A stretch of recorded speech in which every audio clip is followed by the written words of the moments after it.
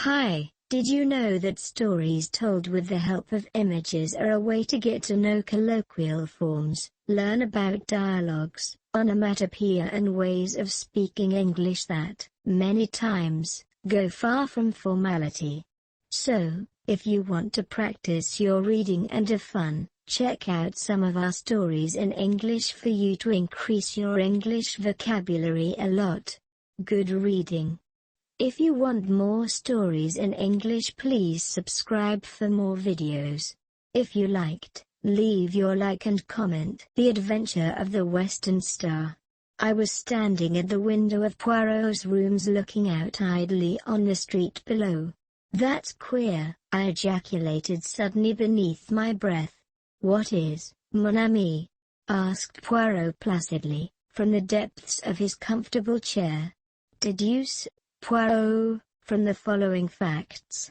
Here is a young lady, richly dressed, fashionable hat, magnificent furs. She is coming along slowly, looking up at the houses as she goes. Unknown to her, she is being shadowed by 3 men and a middle-aged woman. They have just been joined by an errand boy who points after the girl, gesticulating as he does so. What drama is this being played? Is the girl a crook, and are the shadowers detectives preparing to arrest her? Or are they the scoundrels, and are they plotting to attack an innocent victim? What does the great detective say? The great detective, mon ami, chooses, as ever, the simplest course. He rises to see for himself. And my friend joined me at the window. In a minute he gave vent to an amused chuckle. As usual, your facts are tinged with your incurable romanticism. That is Miss Mary Marvell, the film star. She is being followed by a bevy of admirers who have recognized her. And, en passant, my dear Hastings, she is quite aware of the fact." I laughed. "So all is explained. But you get no marks for that, Poirot. It was a mere matter of recognition. En vérité. And how many times have you seen Mary Marvell on the screen, mon cher?" I thought. "About 24 times perhaps. And I, once. Yet I recognize her, and you do not. She looks so different," I replied rather feebly. "Ah, sacre!" cried Poirot. "Is it that you expect her to promenade herself in the streets of London in a cowboy hat, or with bare feet, and a bunch of curls, as in Irish Colleen? Always with you it is the non-essentials. Remember the case of the dancer, Valerie St. Clair." I shrugged my shoulders, slightly annoyed. "But console yourself, mon ami," said Poirot, calming down. "All cannot be as Hercule Poirot. I know it well. You really have the best opinion of yourself of anyone I ever knew," I cried, divided between amusement and annoyance. "What will you? When one is unique, one knows it. And others share that opinion, even, if I mistake not, Miss Mary Marvell." "What?" "Without doubt. She is coming here." "How do you make that out?" "Very simply. This street, it is not aristocratic, mon ami. In it there is no fashionable doctor, no fashionable dentist, still less is there a fashionable milliner. But there is a fashionable detective. Oh, my friend, it is true, I am become the mode, the dernier cri. One says to another, comment? You have lost your gold pencil case? You must go to the little Belgian. He is too marvelous. Everyone goes. Chorus. And they arrive. In flocks, mon ami. With problems of the most foolish. A bell rang below. What did I tell you? That is Miss Marvell. As usual, Poirot was right. After a short interval, the American film star was ushered in, and we rose to our feet. Mary Marvell was undoubtedly one of the most popular actresses on the screen. She had only lately arrived in England in company with her husband, Gregory Rolf, also a film actor. Their marriage had taken place about a year ago in the States, and this was their first visit to England. They had been given a great reception. Everyone was prepared to go mad over Mary Marvell, her wonderful clothes, her furs, her jewels, above all one jewel, the great diamond which had been nicknamed, to match its owner, the Western Star. Much, true and untrue, had been written about this famous stone, which was reported to be insured for the enormous sum of £50,000. All these details passed rapidly through my mind as I joined with Poirot in greeting our fair client. Miss Marvell was small and slender, very fair and girlish-looking, with the wide innocent blue eyes of a child. Poirot drew forward a chair for her, and she commenced talking at once. "You will probably think me very foolish, Monsieur Poirot, but Lord Cranshaw was telling me last night how wonderfully you cleared up the mystery of his nephew's death, and I felt that I just must have your advice. I dare say it's only a silly hoax. Gregory says so, but it's just worrying me to death."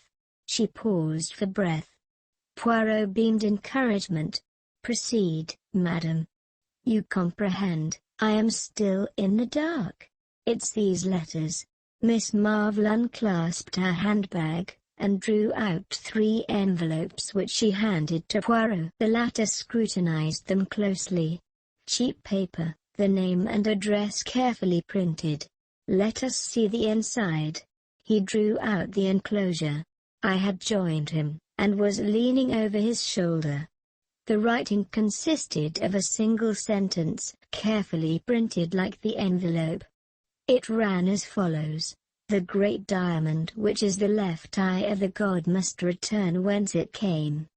The second letter was couched in precisely the same terms, but the third was more explicit: "You have been warned. You have not obeyed. Now the diamond will be taken from you. At the full of the moon, the 2 diamonds which are the left and right eye of the god shall return. So it is written." "The first letter I treated as a joke," explained Miss Marvell. "When I got the second, I began to wonder. The third one came yesterday, and it seemed to me that, after all, the matter might be more serious than I had imagined. I see they did not come by post, these letters. No, they were left by hand, by a Chinaman. That is what frightens me." "Why?" "Because it was from a chink in San Francisco that Gregory bought the stone 3 years ago." "I see, madam, that you believe the diamond referred to be their Western Star," finished Miss Marvell. "That's so. At the same time, Gregory remembers that there was some story attached to the stone, but the chink wasn't handing out any information. Gregory says he seemed just scared to death, and in a mortal hurry to get rid of the thing. He only asked about 1/10 of its value. It was Greg's wedding present to me." Poirot nodded thoughtfully. "The story seems of an almost unbelievable romanticism. And yet, who knows? I pray of you, Hastings, hand me my little almanac." I complied. "Voyons," said Poirot, turning the leaves. "When is the date of the full moon?" "Ah, Friday next." "That is in 3 days' time." "Eh bien, madam, you seek my advice, I give it to you. This belle histoire may be a hoax, but it may not. Therefore I counsel you to place the diamond in my keeping until after Friday next. Then we can take what steps we please." A slight cloud passed over the actress's face, and she replied constrainedly, "I'm afraid that's impossible." "You have it with you, Hein?" Poirot was watching her narrowly.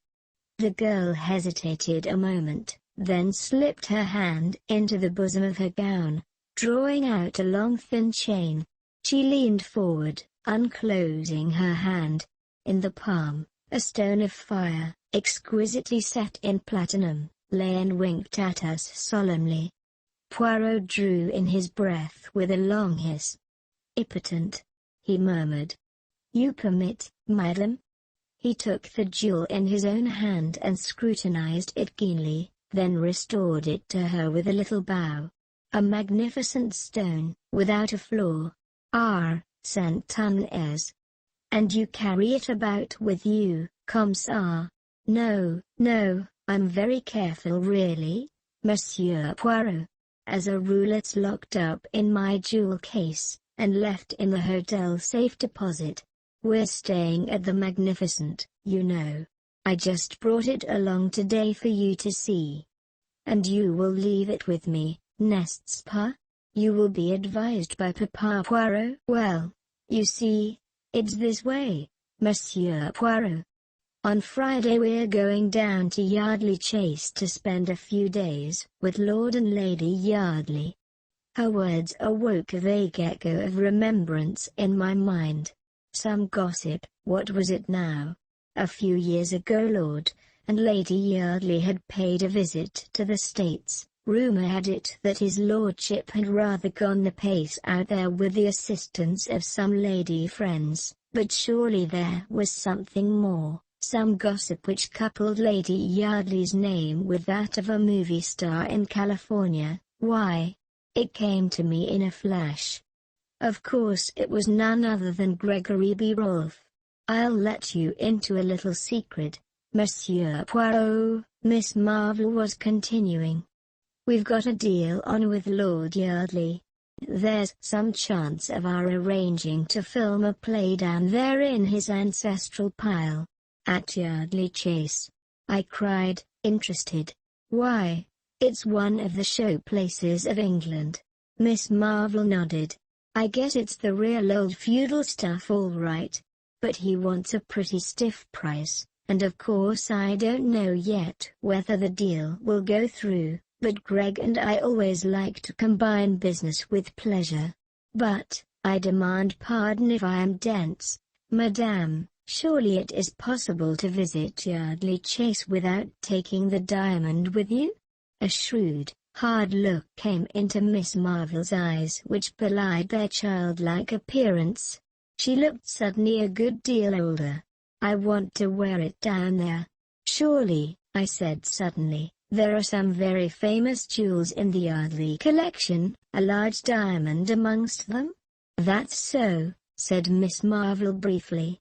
I heard Poirot murmur beneath his breath, "Ah, cuist comme ça." Then he said aloud, with his usual uncanny luck in hitting the bull's-eye, "He dignifies it by the name of psychology. Then you are without doubt already acquainted with Lady Yardly. Or perhaps your husband is?" "Gregory knew her when she was out west 3 years ago," said Miss Marvell. She hesitated a moment, and then added abruptly, "Do either of you ever see society gossip?" We both pleaded guilty rather shamefacedly. I asked because in this week's number there is an article on famous jewels, and it's really very curious. She broke off. I rose, went to the table at the other side of the room and returned with the paper in question in my hand. She took it from me, found the article, and began to read aloud. Amongst other famous stones may be included the Star of the East, a diamond in the possession of the Yardly family. An ancestor of the present Lord Yardly brought it back with him from China, and a romantic story is said to attach to it. According to this, the stone was once the right eye of a temple god. Another diamond, exactly similar in form and size, formed the left eye, and the story goes that this jewel, too, would in course of time be stolen. One eye shall go west, the other east, till they shall meet once more. Then, in triumph shall they return to the god. It is a curious coincidence that there is at the present time a stone corresponding closely in description with this one, and known as the Star of the West, or the Western Star. It is the property of the celebrated film actress, Miss Mary Marvell. A comparison of the two stones would be interesting. I stopped. Impotent, murmured Poirot. Without doubt a romance of the first water. He turned to Mary Marvell. And you are not afraid, madam? You have no superstitious terrors? You do not fear to introduce these two Siamese twins to each other lest a Chinaman should appear and, hey presto, whisk them both back to China? His tone was mocking, but I fancied that an undercurrent of seriousness lay beneath it. I don't believe that Lady Yardly's diamond is anything like as good a stone as mine, said Miss Marvell. Anyway, I'm going to see. What more Poirot would have said I do not know, for at that moment the door flew open, and a splendid-looking man strode into the room. From his crisply curling black head, to the tips of his patent leather boots, he was a hero fit for romance. I said I'd call round for you, Mary, said Gregory Rolf, and here I am. Well, what does Monsieur Poirot say to our little problem? Just one big hoax, same as I do? Poirot smiled up at the big actor. They made a ridiculous contrast. Hoax or no hoax, Mr. Rolf, he said dryly, I have advised Madam your wife not to take the jewel with her to Yardley Chase on Friday. I'm with you there, sir. I've already said so to Mary. But there. She's a woman through and through, and I guess she can't bear to think of another woman outshining her in the jewel line. What nonsense, Gregory, said Mary Marvell sharply. But she flushed angrily. Poirot shrugged his shoulders. Madame, I have advised. I can do no more. Quist fini. He bowed them both to the door. Ah, la, he observed, returning. Fisto ida fems. The good husband. He hit the nail on the head, tout de même, he was not tactful. Assuredly not. I imparted to him my vague remembrances, and he nodded vigorously. So I thought. All the same, there is something curious underneath all this. With your permission, mon ami, I will take the air. Await my return, I beg of you. I shall not be long. I was half asleep in my chair when the landlady tapped on the door, and put her head in. It's another lady to see Mr. Poirot, sir. I've told her he was out, but she says as how she'll wait, seeing as she's come up from the country. Oh, show her in here, Mrs. Murchison. Perhaps I can do something for her. In another moment the lady had been ushered in. My heart gave a leap as I recognized her. Lady Yardly's portrait had figured too often in the society papers to allow her to remain unknown. Do sit down, Lady Yardly, I said, drawing forward a chair. My friend Poirot is out, but I know for a fact that he'll be back very shortly. She thanked me and sat down. A very different type, this, from Miss Mary Marvell. Tall, dark, with flashing eyes, and a pale proud face, yet something wistful in the curves of the mouth. I felt a desire to rise to the occasion. Why not? In Poirot's presence I have frequently felt a difficulty, I do not appear at my best.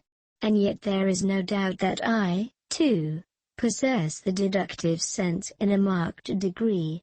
I leant forward on a sudden impulse. Lady Yardly, I said, I know why you have come here. You have received blackmailing letters about the diamond. There was no doubt as to my bolt having shot home.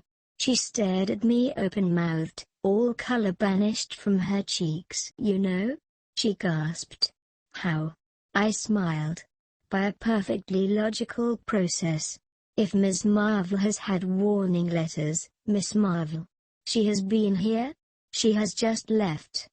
As I was saying, if she, as the holder of one of the twin diamonds, has received a mysterious series of warnings, you, as the holder of the other stone, must necessarily have done the same. You see how simple it is? I am right, then. You have received these strange communications also? For a moment she hesitated, as though in doubt whether to trust me or not, then she bowed her head in assent with a little smile. That is so, she acknowledged.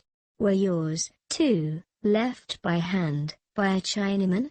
No, they came by post. But, tell me, has Miss Marvell undergone the same experience, then? I recounted to her the events of the morning. She listened attentively. It all fits in. My letters are the duplicates of hers. It is true that they came by post, but there is a curious perfume impregnating them, something in the nature of joss stick, that at once suggested the East to me. What does it all mean? I shook my head. That is what we must find out. You have the letters with you? We might learn something from the postmarks. Unfortunately I destroyed them. You understand, at the time I regarded it as some foolish joke. Can it be true that some Chinese gang are really trying to recover the diamonds? It seems too incredible. We went over the facts again and again, but could get no further towards the elucidation of the mystery. At last Lady Yardly rose. I really don't think I need wait for Monsieur Poirot. You can tell him all this, can't you? Thank you so much, Mr. She hesitated, her hand outstretched. Captain Hastings. Of course. How stupid of me. You're a friend of the Cavendishes, aren't you? It was Mary Cavendish who sent me to Monsieur Poirot. When my friend returned, I enjoyed telling him the tale of what had occurred during his absence. He cross-questioned me rather sharply over the details of our conversation, and I could read between the lines that he was not best pleased to have been absent. I also fancied that the dear old fellow was just the least inclined to be jealous. It had become rather a pose with him to consistently belittle my abilities, and I think he was chagrined at finding no loophole for criticism. I was secretly rather pleased with myself, though I tried to conceal the fact for fear of irritating him. In spite of his idiosyncrasies, I was deeply attached to my quaint little friend. Bien, he said at length, with a curious look on his face. The plot develops. Pass me, I pray you, that peerage on the top shelf there. He turned the leaves. Here we are. Yardly. 10th Viscount, served South African War. Tout son apart importance. March 1907. Honourable Maud Stopperton, 4th daughter of 3rd Baron Cotterell. Has ISS. 2 daughters, born 1908, 1910. Clubs. Residences. Voila, that does not tell us much. But tomorrow morning we see this milord. What? Yes. I telegraphed him. I thought you had washed your hands of the case. I am not acting for Miss Marvell since she refuses to be guided by my advice. What I do now is for my own satisfaction, the satisfaction of Hercule Poirot. Decidedly, I must have a finger in this pie. And you calmly wire Lord Yardly to dash up to town just to suit your convenience. He won't be pleased. Au contraire, if I preserve for him his family diamond, he ought to be very grateful. Then you really think there is a chance of its being stolen? I asked eagerly. Almost a certainty, replied Poirot placidly. Everything points that way. But how? Poirot stopped my eager questions with an airy gesture of the hand. Not now, I pray you. Let us not confuse the mind. And observe their peerage, how you have replaced him. See you not that the tallest books go in the top shelf, the next tallest in the row beneath, and so on. Thus we have order, method, which, as I have often told you, Hastings, exactly, I said hastily, and put the offending volume in its proper place.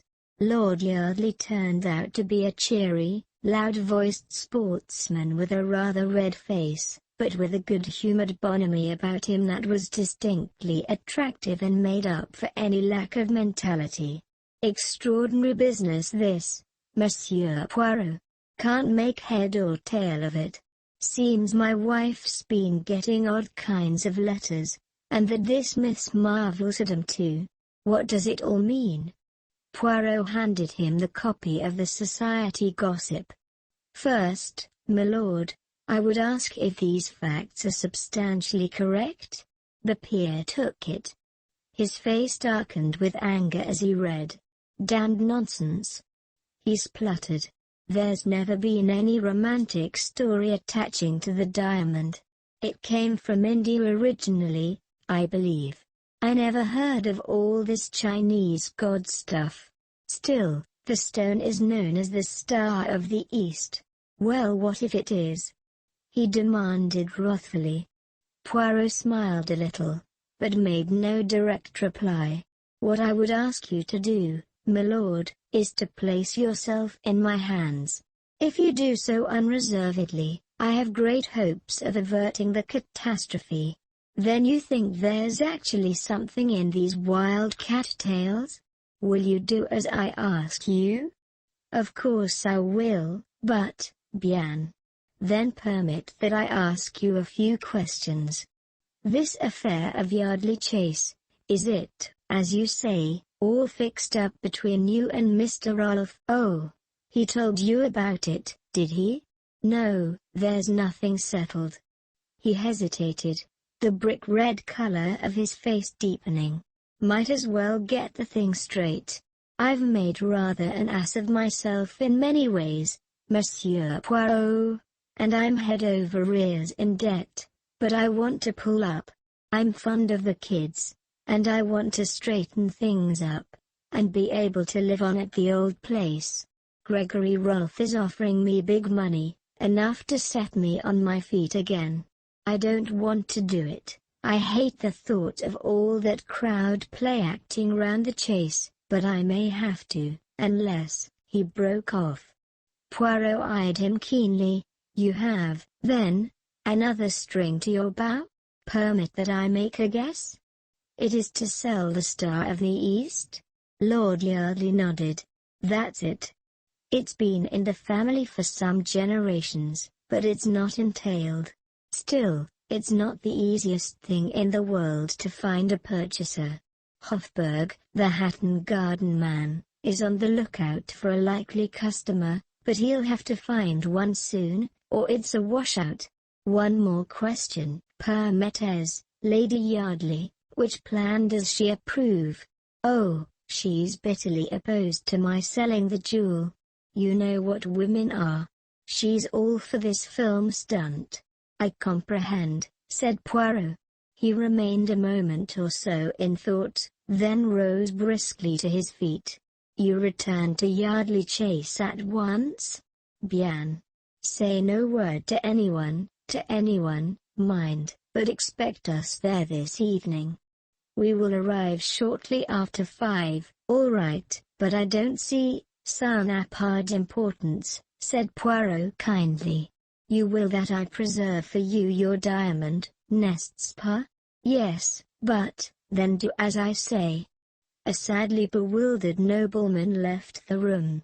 It was 5:30 when we arrived at Yardley Chase, and followed the dignified butler to the old panelled hall with its fire of blazing logs. A pretty picture met our eyes, Lady Yardly and her 2 children. The mother's proud dark head bent down over the 2 fair ones. Lord Yardly stood near, smiling down on them. "Monsieur Poirot and Captain Hastings," announced the butler. Lady Yardly looked up with a start. Her husband came forward uncertainly, his eyes seeking instruction from Poirot. The little man was equal to the occasion. "All my excuses. It is that I investigate still this affair of Miss Marvell's. She comes to you on Friday, does she not? I make a little tour first to make sure that all is secure. Also I wanted to ask of Lady Yardly if she recollected at all the postmarks on the letters she received. Lady Yardly shook her head regretfully. I'm afraid I don't. It is stupid of me. But, you see, I never dreamt of taking them seriously. You'll stay the night? Said Lord Yardly. Oh, my lord, I fear to incommode you. We have left our bags at the inn. That's all right. Lord Yardly had his cue. We'll send down for them. No trouble, I assure you. Poirot permitted himself to be persuaded, and sitting down by Lady Yardly, began to make friends with the children. In a short time they were all romping together, and had dragged me into the game. Vous êtes bon mère, said Poirot, with a gallant little bow, as the children were removed reluctantly by a stern nurse. Lady Yardly smoothed her ruffled hair. I adore them, she said with a little catch in her voice. And they you, with reason. Poirot bowed again. A dressing gong sounded, and we rose to go up to our rooms. At that moment the butler entered with a telegram on a salver which he handed to Lord Yardly. The latter tore it open with a brief word of apology. As he read it he stiffened visibly. With an ejaculation, he handed it to his wife. Then he glanced at my friend. Just a minute, Monsieur Poirot. I feel you ought to know about this. It's from Hofburg. He thinks he's found a customer for the diamond, an American, sailing for the States tomorrow. They're sending down a chap tonight to vet the stone. By Jove, though, if this goes through, words failed him. Lady Yardly had turned away. She still held the telegram in her hand. I wish you wouldn't sell it, George, she said, in a low voice. It's been in the family so long. She waited, as though for a reply, but when none came her face hardened. She shrugged her shoulders. I must go and dress. I suppose I had better display the goods. She turned to Poirot with a slight grimace. It's one of the most hideous necklaces that was ever designed. George has always promised to have the stones reset for me, but it's never been done. She left the room. Half an hour later, we three were assembled in the great drawing-room awaiting the lady. It was already a few minutes past the dinner hour. Suddenly there was a low rustle, and Lady Yardly appeared framed in the doorway. A radiant figure in a long white shimmering dress. Round the column of her neck was a rivulet of fire. She stood there with one hand just touching the necklace. Behold the sacrifice, she said gaily. Her ill humor seemed to have vanished. Wait while I turn the big light on and you shall feast your eyes on the ugliest necklace in England. The switches were just outside the door. As she stretched out her hand to them, the incredible thing happened. Suddenly, without any warning, every light was extinguished. The door banged, and from the other side of it came a long-drawn piercing woman's scream. "My God!" cried Lord Yardly. That was Maud's voice. "What has happened?" We rushed blindly for the door, cannoning into each other in the darkness. It was some minutes before we could find it. What a sight met our eyes! Lady Yardly lay senseless on the marble floor, a crimson mark on her white throat where the necklace had been wrenched from her neck. As we bent over her, uncertain for the moment whether she were dead or alive, her eyelids opened. "The Chinaman," she whispered painfully. "The Chinaman, the side door." Lord Yardly sprang up with an oath. I accompanied him, my heart beating wildly. The Chinaman again.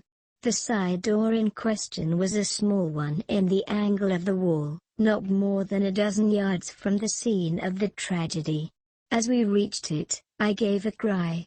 "There, Just short of the threshold lay the glittering necklace, evidently dropped by the thief in the panic of his flight. I swooped joyously down on it. Then I uttered another cry which Lord Yardley echoed. For in the middle of the necklace was a great gap. The Star of the East was missing. "That settles it," I breathed. These were no ordinary thieves. This one stone was all they wanted. But how did the fellow get in? Through this door. But it's always locked. I shook my head. It's not locked now. See. I pulled it open as I spoke. As I did so, something fluttered to the ground. I picked it up. It was a piece of silk, and the embroidery was unmistakable. It had been torn from a Chinaman's robe. In his haste it caught in the door, I explained. "Come, hurry. He cannot have gone far as yet." But in vain we hunted and searched.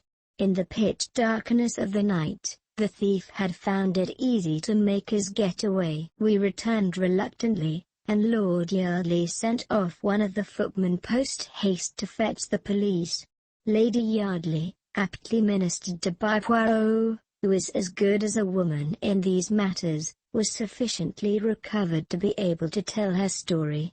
"I was just going to turn on the other light," she said, "when a man sprang on me from behind. He tore my necklace from my neck with such force that I fell headlong to the floor. As I fell I saw him disappearing through the side door. Then I realized by the pigtail and the embroidered robe that he was a Chinaman." She stopped with a shudder. The butler reappeared. He spoke in a low voice to Lord Yardley. "A gentleman from Mr. Hofburg's, m'lord. He says you expect him." "Good heavens!" cried the distracted nobleman. "I must see him, I suppose." "No, not here, Mullings, in the library." I drew Poirot aside. "Look here, my dear fellow, hadn't we better get back to London?" "You think so, Hastings? Why?" "Well," I coughed delicately, "things haven't gone very well, have they? I mean, you tell Lord Yardley to place himself in your hands and all will be well, and then the diamond vanishes from under your very nose." "True," said Poirot, rather crestfallen. It was not one of my most striking triumphs. This way of describing events almost caused me to smile, but I stuck to my guns. "So, having, pardon the expression, rather made a mess of things, don't you think it would be more graceful to leave immediately?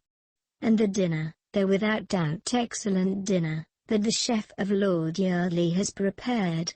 "Oh, what's dinner?" I said impatiently. Poirot held up his hands in horror. "Mon Dieu!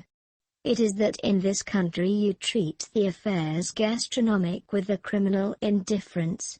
There's another reason why we should get back to London as soon as possible," I continued. "What is that, my friend?" "The other diamond," I said, lowering my voice. "Miss Marvell's." "Eh bien, what of it? Don't you see?" His unusual obtuseness annoyed me. What had happened to his usually keen wits? "They've got one, now they'll go for the other." "Chins!" cried Poirot, stepping back a pace and regarding me with admiration. "But your brain marches to a marvel, my friend. Figure to yourself that for the moment I had not thought of that. But there is plenty of time. The full of the moon. It is not until Friday." I shook my head dubiously. The full of the moon theory left me entirely cold. I had my way with Poirot, however, and we departed immediately, leaving behind us a note of explanation and apology for Lord Yardley. My idea was to go at once to the Magnificent, and relate to Miss Marvell what had occurred, but Poirot vetoed the plan, and insisted that the morning would be time enough. I gave in rather grudgingly. In the morning Poirot seemed strangely disinclined to stir out. I began to suspect that, Having made a mistake to start with, he was singularly loath to proceed with the case. In answer to my persuasions, he pointed out, with admirable common sense, that as the details of the affair at Yardley Chase were already in the morning papers, the Rolfs would know quite as much as we could tell them. I gave way unwillingly. Events proved my forebodings to be justified. About 2 o'clock, the telephone rang. Poirot answered it. He listened for some moments, then with a brief bien, sir, he rang off, and turned to me. "What do you think, mon ami?" He looked half ashamed, half excited. "The diamond of Miss Marvell. It has been stolen." "What?" I cried, springing up. "And what about the full of the moon now?" Poirot hung his head. "When did this happen?" "This morning, I understand." I shook my head sadly. "If only you had listened to me." "You see, I was right." "It appears so, mon ami," said Poirot cautiously. "Appearances are deceptive, they say, but it certainly appears so." As we hurried in a taxi to the Magnificent, I puzzled out the true inwardness of the scheme. That full of the moon idea was clever. The whole point of it was to get us to concentrate on the Friday, and so be off our guard beforehand. "It is a pity you did not realize that, ma foi," said Poirot airily, his nonchalance quite restored after its brief eclipse. "One cannot think of everything." I felt sorry for him. He did so hate failure of any kind. "Cheer up," I said consolingly. "Better luck next time." At the Magnificent, we were ushered at once into the manager's office. Gregory Rolf was there with 2 men from Scotland Yard. A pale-faced clerk sat opposite them. Rolf nodded as we entered. "We're getting to the bottom of it," he said. "But it's almost unbelievable. How the guy had the nerve, I can't think." A very few minutes sufficed to give us the facts.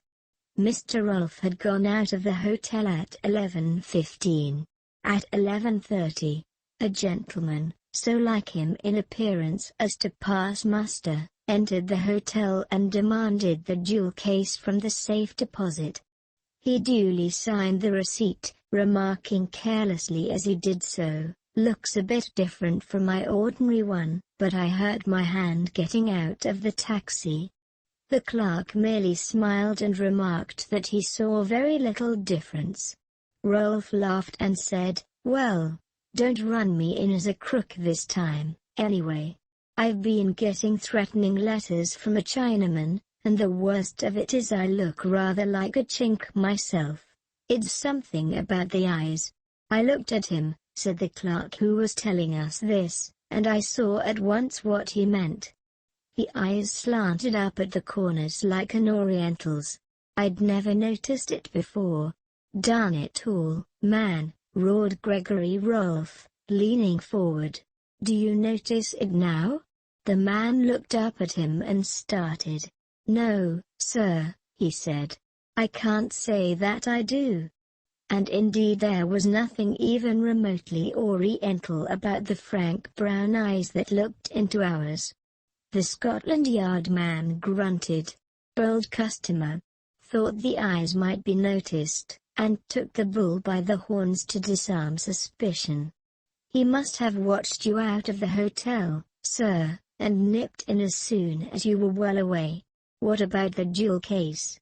I asked. "It was found in a corridor of the hotel. Only one thing had been taken, their Western Star." We stared at each other. The whole thing was so bizarre, so unreal. Poirot hopped briskly to his feet. "I have not been of much use, I fear," he said regretfully. "Is it permitted to see Madame?" "I guess she's prostrated with the shock," explained Rolf. "Then perhaps I might have a few words alone with you, monsieur." "Certainly." In about 5 minutes Poirot reappeared. "Now, my friend," he said gaily, "to a post office. I have to send a telegram." Who to? Lord Yardly. He discounted further inquiries by slipping his arm through mine. Come, come, mon ami. I know all that you feel about this miserable business. I have not distinguished myself. You, in my place, might have distinguished yourself. Bien. All is admitted. Let us forget it and have lunch. It was about 4 o'clock when we entered Poirot's rooms. A figure rose from a chair by the window. It was Lord Yardly. He looked haggard and distraught. I got your wire and came up at once. Look here, I've been around to Hofburg, and they know nothing about that man of theirs last night, or the wire either. Do you think that? Poirot held up his hand. My excuses. I sent that wire, and hired the gentleman in question. You. But why? What? The nobleman spluttered impotently. My little idea was to bring things to a head, explained Poirot placidly. Bring things to a head. Oh, my God! Cried Lord Yardly. And the ruse succeeded, said Poirot cheerfully. Therefore, my lord, I have much pleasure in returning you this. With a dramatic gesture he produced a glittering object. It was a great diamond. The Star of the East, gasped Lord Yardly. But I don't understand. No? Said Poirot. It makes no matter. Believe me, it was necessary for the diamond to be stolen. I promised you that it should be preserved to you, and I have kept my word. You must permit me to keep my little secret. Convey, I beg of you, the assurances of my deepest respect to Lady Yardly, and tell her how pleased I am to be able to restore her jewel to her. What boat tempts, is it not? Good day, my lord. And smiling and talking, the amazing little man conducted the bewildered nobleman to the door. He returned gently rubbing his hands. Poirot, I said. Am I quite demented? No, mon ami, but you are, as always, in a mental fog. How did you get the diamond? From Mr. Rolf. Rolf, may I zoo it? The warning letters, the Chinaman, the article in Society Gossip, all sprang from the ingenious brain of Mr. Rolf. The 2 diamonds, supposed to be so miraculously alike, bah! They did not exist. There was only one diamond, my friend. Originally in the Yardly collection, for 3 years it has been in the possession of Mr. Rolf. He stole it this morning with the assistance of a touch of grease paint at the corner of each eye. Ah, I must see him on the film. He is indeed an artist, Sola. But why did he steal his own diamond? I asked, puzzled. For many reasons. To begin with, Lady Yardly was getting restive. Lady Yardly? You comprehend she was left much alone in California. Her husband was amusing himself elsewhere. Mr. Rolf was handsome, he had an air about him of romance. But au fond, he is very businesslike, monsieur. He made love to Lady Yardly, and then he blackmailed her. I taxed the lady with the truth the other night. Indeed, she admitted it. She swore that she had only been indiscreet, and I believe her. But, undoubtedly, Rolf had letters of hers that could be twisted to bear a different interpretation. Terrified by the threat of a divorce, and the prospect of being separated from her children, she agreed to all he wished. She had no money of her own, and she was forced to permit him to substitute a paste replica for the real stone. The coincidence of the date of the appearance of the Western Star struck me at once. All goes well. Lord Yardly prepares to range himself, to settle down. And then comes the menace of the possible sale of the diamond. The substitution will be discovered. Without doubt she writes off frantically to Gregory Rolf, who has just arrived in England. He soothes her by promising to arrange all, and prepares for a double robbery. In this way he will quiet the lady, who might conceivably tell all to her husband, an affair which would not suit our blackmailer at all. He will have £50,000 insurance money. Aha! You had forgotten that, and he will still have the diamond. At this point I put my finger in the pie. The arrival of a diamond expert is announced. Lady Yardly, as I felt sure she would, immediately arranges a robbery, and does it very well too. But Hercule Poirot, he sees nothing but facts. What happens in actuality? The lady switches off the light, bangs the door, throws the necklace down the passage, and screams. She had already wrenched out the diamond with pliers upstairs, but we saw the necklace round her neck. I objected. I demand pardon, my friend. Her hand concealed the part of it where the gap would have shown. To place a piece of silk in the door beforehand is child's play. Of course, as soon as Rolf read of the robbery, he arranged his own little comedy. And very well he played it. What did you say to him? I asked with lively curiosity. I said to him that Lady Yardly had told her husband all, that I was empowered to recover the jewel, and that if it were not immediately handed over proceedings would be taken. Also a few more little lies which occurred to me. He was as wax in my hands. I pondered the matter. It seems a little unfair on Mary Marvell. She has lost her diamond through no fault of her own. Bah! Said Poirot brutally. She is a magnificent advertisement. That is all she cares for, that one. Now the other, she is different. Bonne mère, très femme. Yes, I said doubtfully, hardly sharing Poirot's views on femininity. I suppose it was Rolf who sent her the duplicate letters. Pas tout, said Poirot briskly. She came by the advice of Mary Cavendish to seek my aid in her dilemma.